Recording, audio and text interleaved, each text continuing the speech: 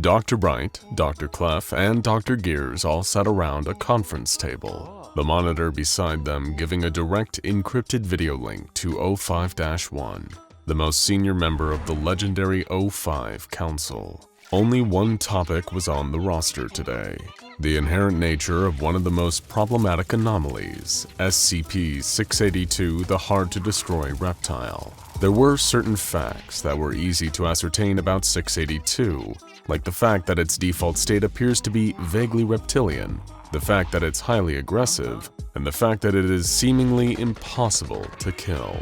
The rest, it seems, is still largely shrouded in mystery. How can we expect to terminate this creature if we don't fully resolve to understand it? Dr. Gears offered. It appears that all of our efforts so far have amounted to firing a gun in the dark and hoping for the best. Do you have any idea how much money we've blown on the termination efforts so far? Believe me, the numbers would shock you. Dr. Bright chimed in with, "As the only one in this room who's literally been inside this monster's head," referring to the incident where 682 was made to ingest Dr. Bright's medallion in hopes of letting the doctor's consciousness take over the beast, which didn't work. "I think I speak to a degree of authority when I say I'm not sure if we'd have any luck actually understanding it. It's like asking a volcano how it feels about erupting." Dr. Cleft's thoughts on the matter were predictable. Okay, look, I may not have mind melded with this abomination like Jack, but I've got two working eyes and a decent brain attached to them. That's all I need to tell you. Our solution here is obvious. More firepower. We've been going easy on this thing so far, letting it face different anomalies one at a time, not going at it with any truly heavy weaponry, and for some stupid reason, ruling out nuclear armaments. That had everyone around the room rolling their eyes. "There he goes with nukes again," Dr. Bright said. "Nukes, nukes, nukes. If you love nukes so much, why don't you marry them, huh, Clef?" Clef grumbled in frustration. When did everyone around here get so risk-adverse? Faint-heart never won fair mine or killed giant ugly lizards. Why should we treat a nuke like it's such a dirty word? Dr. Gears sighed. If the break room coffee machine malfunctioned, you'd tell us to make sure the nuclear response option stays on the table, Clef. Clef banged his hand on the table. Because I believe in getting results no matter what. Enough! O5-1 barked, silencing the room. Everyone turned to the monitor and gave their undivided attention as their superior spoke. I can staunchly confirm that we will not be pursuing a nuclear option for 682 under any circumstances. I do not intend on creating a Godzilla we need to fight. Gears, I think you're on to something. We've done all we can to analyze SCP-682 through the eyes of scientific empiricist. Perhaps we need to look at it through the eyes of its fellow anomalies. The ones that aren't completely insane, anyway. Make it happen, gentlemen. Chop chop. And so they did. All three of the incredibly different doctors did see the wisdom in O5-1's new theory. Perhaps they could gain a holistic understanding of 682 by collating knowledge gained from other anomalies. And through this knowledge, they might also be able to find a weakness that somehow slipped by unnoticed. Right now, 682 was like an impenetrable locked door, but even the most durable locked door can be defeated with the right key. There were certain anomalous perspectives on SCP-682 that they already had. Take, for example, that of SCP-343, the kind reality warper also known as God. When confronted with SCP-682 during a termination attempt, the two of them seemed patently unaware of each other's presence. When quizzed on the subject, 343 claimed that 682 wasn't one of his, perhaps implying some kind of extra-dimensional origin.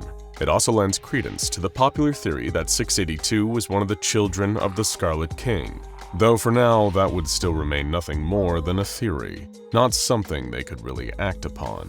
This was why each of the three researchers, following the orders from O5-1, began canvassing reactions from other intelligent anomalies, in hopes of getting a useful kernel of information from a fresh new angle. Dr. Bright, who has frankly seen far too many movies, thought of himself as Clarice Starling, interviewing a whole collection of Hannibal Lecters in hopes of gaining a unique insight that would help him catch the killer.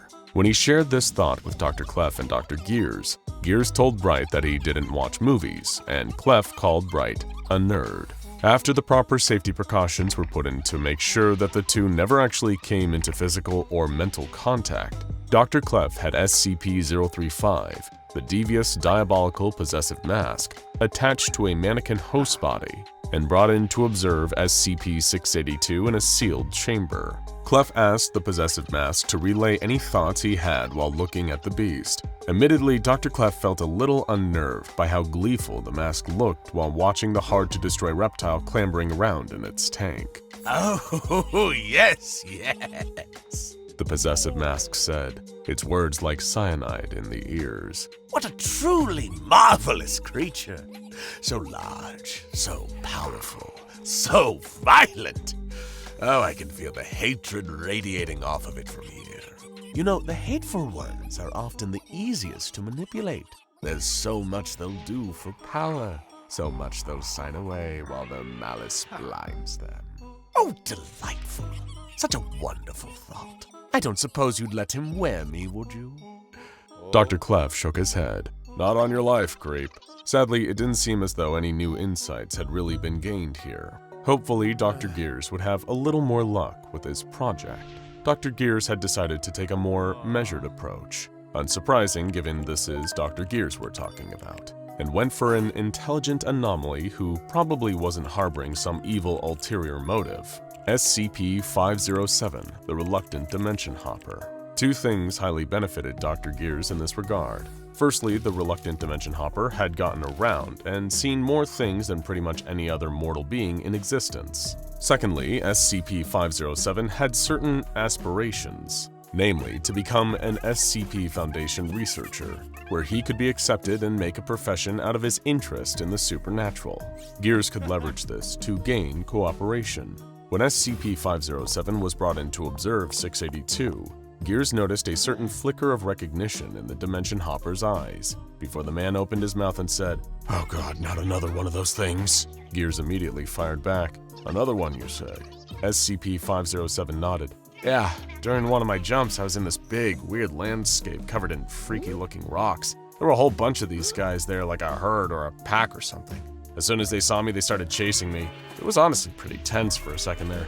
I didn't even know if I'd make it out alive." Dr. Gears nodded and continued taking notes. "Do you have any further observations from your time seeing these creatures in another dimension?" SCP-507 shook his head, presumably disappointed that he couldn't offer more. "Thank you.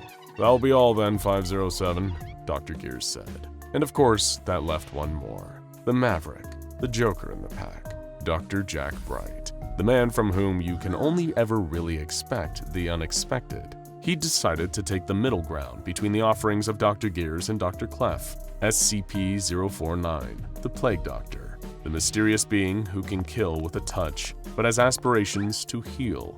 Dr. Bright was extremely interested in seeing what he had to say about the nasty reptile.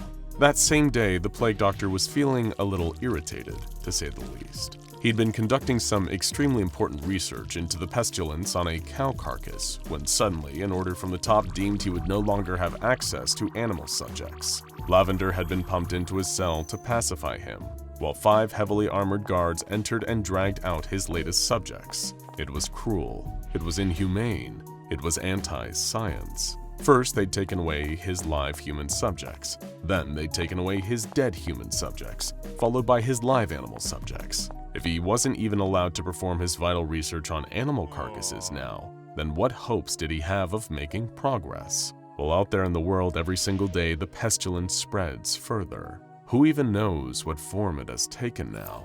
After all, diseases shift and mutate with the times, and the whole world was a petri dish out there. As the Plague Doctor was lost in his musings, Dr. Bright approached and rapped his knuckles on the plexiglass of his containment chamber. "Leave me be, Doctor," the Plague Doctor sighed. "Haven't you and your compatriots already taken enough from me?" I'm not here to take, Doctor. I'm here to give, Dr. Bright said. I know we can be a little harsh in our measures sometimes, Doc, but we're cold, not cruel. If you play ball with us, you'll find we can be very amicable. To the tune of, say, getting your live animal research privileges back. There was a moment of silence before the Plague Doctor rose up and walked over to the divider between himself and Dr. Bright. He cocked his head slightly, as though taking in Dr. Bright's measure. "What would you have me do in return, Doctor?" the Plague Doctor asked. Dr. Bright smiled. "There's just something I want you to look at."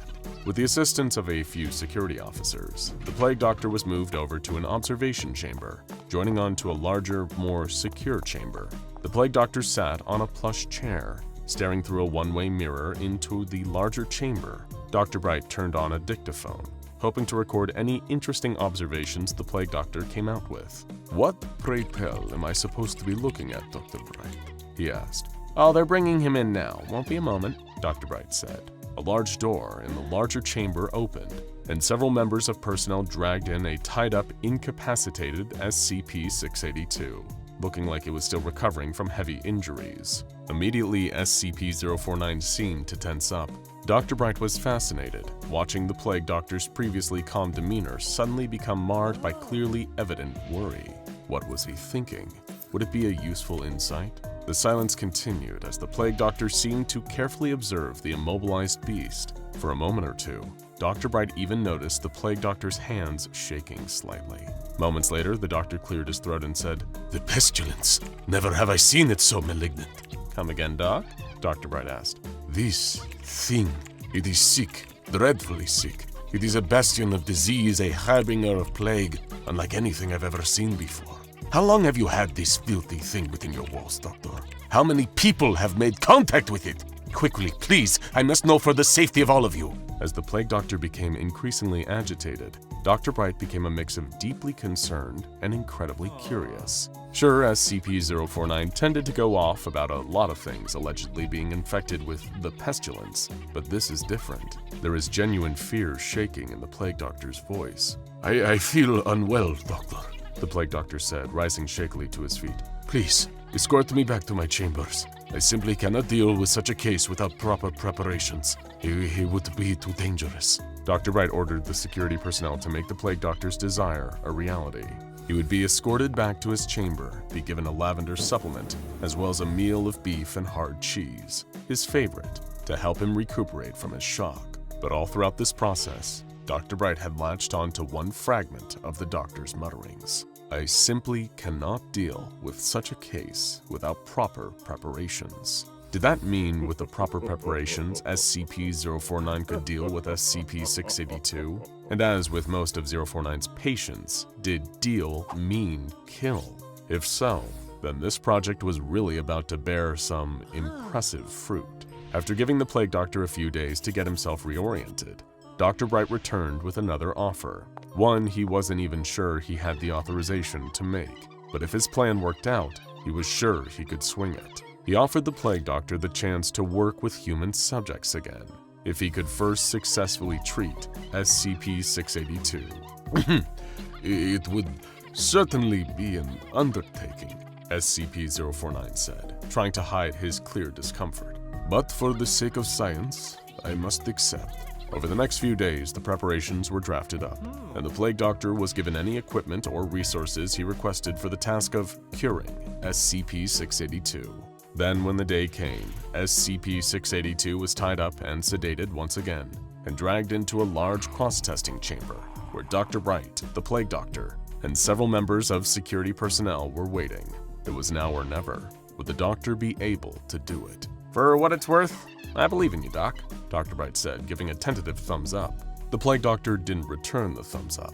He was too busy trying to stop himself from visibly shaking in the face of this giant, diseased monstrosity. Would he have any hope of treating such a beast? He exhaled and approached. As with all of his patients, his first step would be to lay a hand on the monster, which normally rendered it peaceful and still. The Plague Doctor slowly walked over, his hand extended, feeling the prickles of fear all over his body. He could do this. He could do this. But as he approached, SCP-682 had somehow freed one of its arms and swung for SCP-049 with its vicious claws. 049 screamed and stumbled back, hitting the ground and crawling away in the opposite direction, practically wheezing with terror. He eventually gathered himself up in the corner and curled into a ball, shaking. Dr. Bright breathed a sigh of disappointment. It seemed this entire venture had been a wash. "Take 049 back to his cell," Dr. Bright said, resigned. "We're all done here." For everyone else, it was just another failed cross-test, quickly forgotten with all the others. For SCP-049, it was one of the most traumatic experiences of his life, one that would stay with him forever and be the reason he would always be afraid of SCP-682. Want an anomaly of your own? Check out scpswag.com for high-quality SCP merch. Now go check out, could SCP-682 be contained in the back rooms? And what did SCP-049 do during the actual Black Plague? For more stories of the Plague Doctor and this nasty, nasty reptile.